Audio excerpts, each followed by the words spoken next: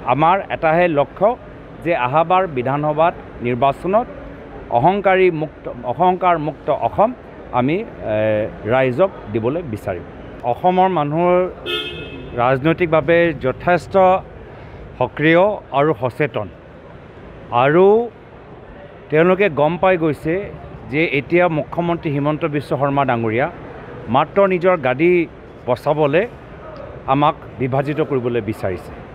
অসমৰ মানুহ যোৱা লোকসভা নিৰ্বাচনত প্ৰধানমন্ত্ৰী মোদী ডাঙৰীয়াৰ এনেদৰে বহুত অপপ্ৰচাৰ শুনিলে সমগ্ৰ ভাৰতৰ ভিতৰত মোদী ডাঙৰীয়া মংগলসূত্ৰ আৰু কংগ্ৰেছৰ মেনিফেষ্টো লৈ বহুত বিভাজনকাৰী কথাবোৰ ক'লে, কিন্তু ভাৰতৰ জনসাধাৰণ চব বুজি পায় আৰু অসমৰ জনসাধাৰণ চব বুজি পায়।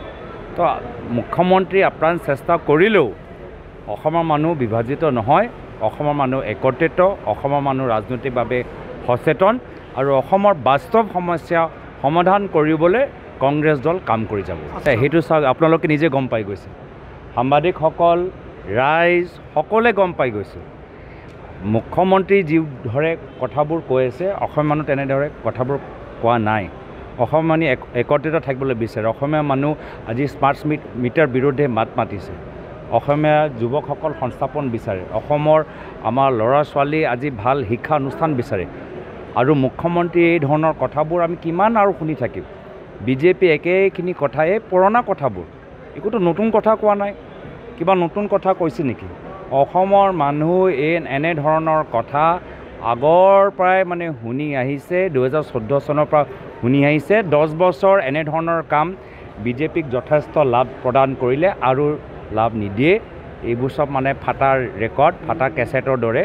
এইবোৰ চব এতিয়া আগৰ দৰে সুৰ আছে না কিবা প্ৰভাৱ অসমৰ মানুহৰ মনৰ ওপৰত পেলাব। অসমৰ মানুহ চব বুজি পায় আৰু আমি বাস্তৱ তেওঁলোকৰ আশা, তেওঁলোকৰ সপোন পূৰণ কৰিবলৈ আমি নতুন এটা প্ৰগতিশীল অসম আমি অহা বিধানসভা নিৰ্বাচনৰ পিছত গঢ়ি তুলিম। চাওক, ভূপেন বৰা ডাঙৰীয়া আমাৰ এই সময়ত নিজে কৈছে যে আমাৰ চৰকাৰ আহিলে SIT হ'ব।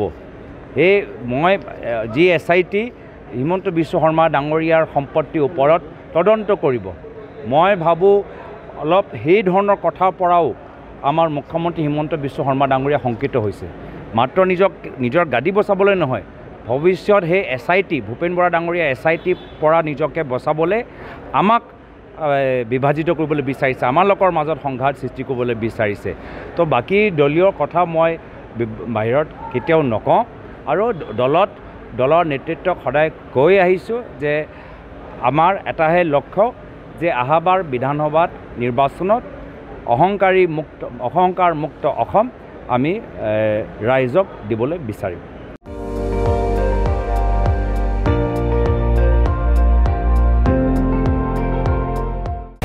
আপুনি চাই আছে ND24, সৰ্বশ্ৰেষ্ঠ নহয়, সৰ্বোত্তমৰ দৌৰ।